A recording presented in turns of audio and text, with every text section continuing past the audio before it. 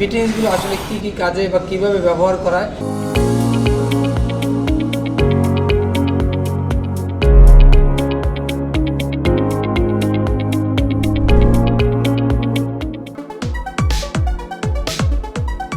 আসসালামু আলাইকুম,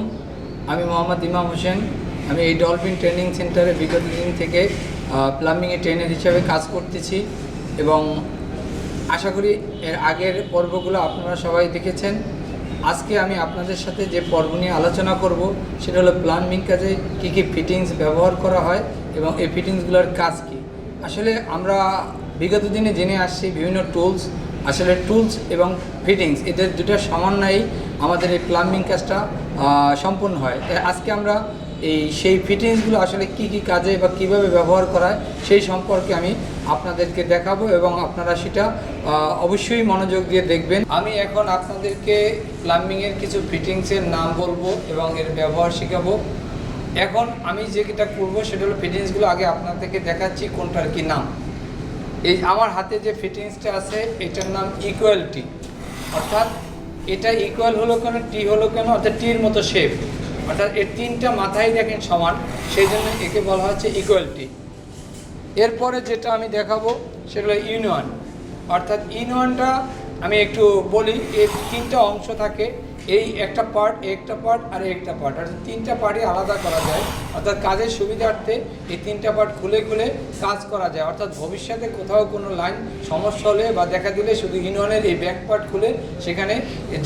পাইপটা খুলে নেওয়া যায় এবং রিপেয়ার করে আবার পাইপটা এনে যথা জায়গায় লাগানো যায়। অর্থাৎ ইউনিয়নের ব্যবহারের সুবিধাটা হলো এই। এরপরে আমি দেখাবো আপনাদেরকে যেটা রিডিউসিং এলবো। অর্থাৎ রিডিউসিং এলবো বলতে দেখেন এই মাথা বড় আর এই মাথা ছোট, অর্থাৎ এটা এক, এটা হলো হাফ, অর্থাৎ এক থেকে হাফ। রিডিউসিং এলবো মানি অর্থাৎ এলবো মানি বাঁক নেওয়া, আর রিডিউসিং মানি এক মাথা বড় থাকবে আর এক মাথা ছোট। অর্থাৎ এই মাথা দেখেন 1 ইঞ্চি, এই মাথা হাফ ইঞ্চি, অর্থাৎ এই মাথায় একটা বড় পাইপ ঢুকবে আর এই মাথায় একটা ছোট পাইপ, অর্থাৎ এই মাথায় বড় লাইন, এই মাথায় ছোট লাইন। এই রিডিউসিং টিন বড় লাইন থেকে ছোট লাইন নেওয়ার জন্য, অর্থাৎ বাঁক নেওয়ার জন্য এই রিডিউসিং এলবো ব্যবহার করা হয়। এখন আমি যে ফিটিংসটা দেখাবো সেটা হলো, এটার নাম মেল অ্যান্ড ফিমেল ব্যান্ড। তাই আমাদের ভিতরের থ্রেডটা হলো ফিমেল আর বাইরের থ্রেডটা হলো মেল, অর্থাৎ একটা ব্যান্ড আমরা দুইভাবে ব্যবহার করতে পারবো। অর্থাৎ পাইপ একদিকে থ্রেড থাকতে পারবে আর একদিকে আমরা ফিটিংসের সাথে সকেটের সাথে ব্যবহার করতে পারবো বা ফিটিংসের ব্যবহার করতে পারবো। অর্থাৎ এইটা ব্যবহারের সুবিধা হচ্ছে আমরা দুই দিকেই দুইভাবে ইউজ করতে পারবো। এরপরে আমি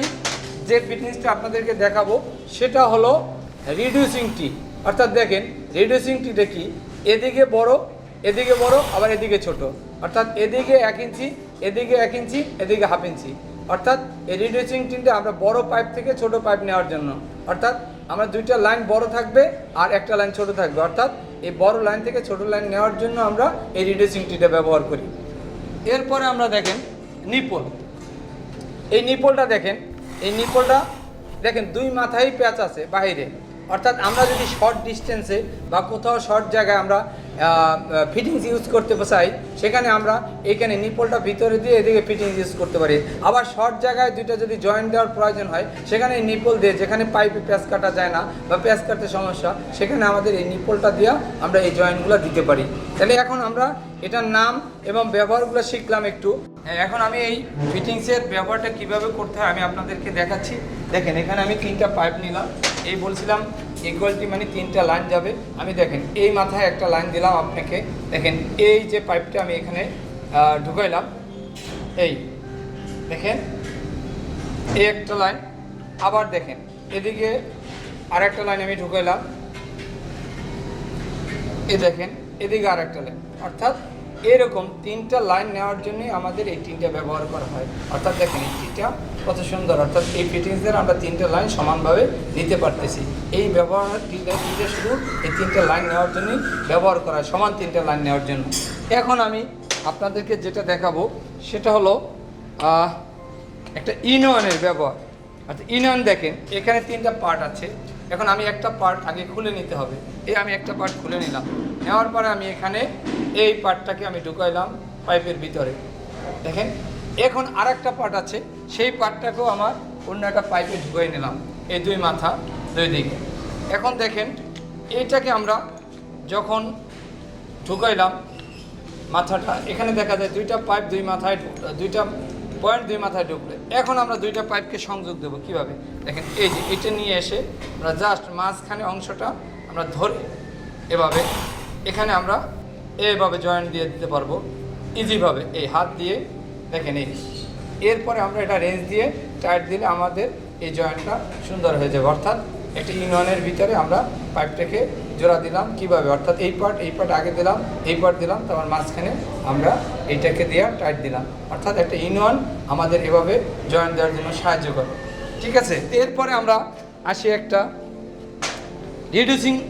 এলবো কীভাবে ব্যবহার করা হয় আমি দেখাচ্ছি আপনাদেরকে দেখেন এইটা আমি বলছিলাম তখন এই মাথা 1 ইঞ্চি আর এইটা হলো 1/2 ইঞ্চি তো এখন দেখেন 1 ইঞ্চি মাথায় আমরা এই বড় পাইপটা দিলাম এরকম এরপরে আমরা 1/2 ইঞ্চি মাথায় এই পাইপটা ঢুকাইলাম দেখেন এই পাইপটা আমরা যদি 1/2 ইঞ্চিতে ঢুকাই দেখেন এখান থেকে এই আমি বলছিলাম আপনাদেরকে বড় থেকে ছোট